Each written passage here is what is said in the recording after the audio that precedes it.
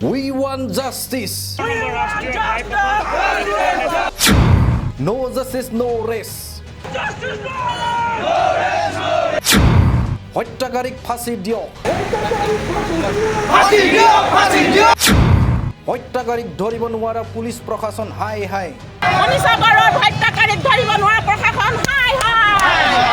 थांनाय 13 एप्रिलाव सनितपुर जिल्लानि सिङाव थानाय सनितपुर पान्जाब नेशनेल बेंकआव साख्रि मावबाय थानाय मनीषा बर'खौ खास्रि बिस्रि देबासिस खारा मनीषा बर'नि थानाय रुमाव बुथारना दोनदोंमोन। दिनैसिम 4 सान बारलांबाय नाथाय आसाम पुलिस आरो सनितपुर पुलिस बिफाना दासिमबो लम्फट दायनिगिरि दुथां देबासिस खारखौ हमनो हायाखै। बेखौ लानानैनो दिनै तेलामारा पेट्रल पाम्पनिफ्राय सनितपुर सालकर बेंखन मावख'सिम गेदेरथार हानजा सुनाय हाबाफारि लाना we want justice no race हत्याकारीक फासि दियक हत्याकारीक एरेस्ट करक हत्याकारीक दरिब नुवारा पुलिस प्रशासन हाय हाय बायदि स्लोगानजों गोमखांहोदों।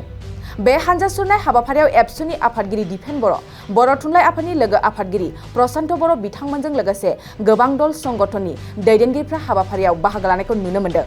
बे गिदिरथार हानजा सुनायखौ एसडिसि एसडि एबसु बिएसएस सनितपुर डिस्ट्रिक्ट ट्राइबेल संघआ बानजायदोंमोन। আমাৰ সদায় এটাই দাবী থাকে যে এই ঘৰখনে কেনেকৈ চলিব, এই ঘৰখনৰ ভৱিষ্যত কি হ'ব।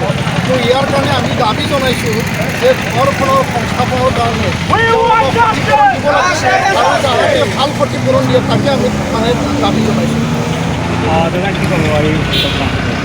মোৰ এগৰাকী সম্পন্ন মেধাৱী যুৱতী মেধাৱী ছাত্ৰী, তেওঁ পাঞ্জাৱ নেশ্যনেল বেংকত কৰ্মৰত আৰু ঠেলামৰা এগৰাকী যুৱক, যিগৰাকী অভিযুক্ত যুৱক দেৱাশিষ কোঁৱৰ নামৰ যুৱকজনে ধৰ্ষণকাৰী তেওঁক হত্যা কৰিছে বুলি এটা অভিযোগ উঠিছে। আৰু এই ক্ষেত্ৰত পুলিচ প্ৰশাসনে আজি 5 দিন হ'ল তেওঁক কিন্তু কৰায়ত্ব কৰিব পৰা নাই। এইটো আচলতে অসম পুলিচৰ কাৰণে খুব লজ্জাজনক কথা।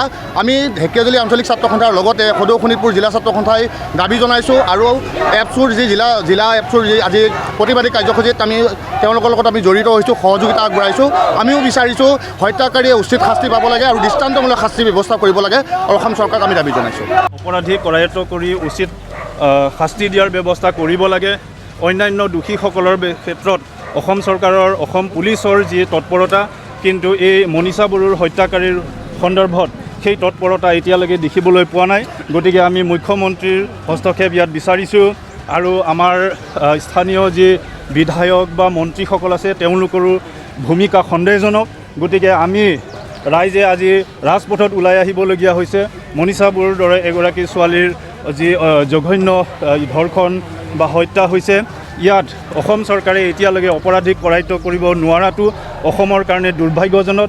যি সময়ত অসম চৰকাৰে পুলিচ প্ৰশাসনৰ সংশোধনৰ কথা কৈ ৰিফৰ্মেশ্যনৰ কথা কৈ দম্ভালি মাৰে, সেই চৰকাৰৰ সেই পুলিচ প্ৰশাসনে এতিয়ালৈকে এজনী ছোৱালীৰ যি মানে ৰেপ এণ্ড মাৰ্ডাৰ কেছ, এই মানে ক্ৰিমিনেলক এতিয়ালৈকে কৰায়ত্ব কৰাৰ সাহস কৰিব নোৱাৰাটো অতি ৰহস্যজনক আৰু দুৰ্ভাগ্যজনক কথা।